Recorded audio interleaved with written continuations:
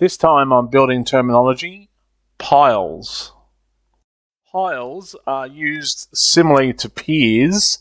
However, a pile is a structural member that is driven, screwed, jacked, vibrated, drilled, or otherwise installed in the ground so as to transmit loads to the underlying soil or rock and provide a foundation for the structure.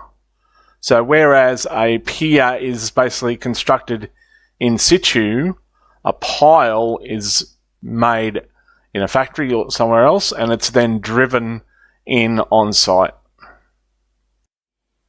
If you like this video, please hit the like button and subscribe to my YouTube channel. And you can also follow me on Facebook.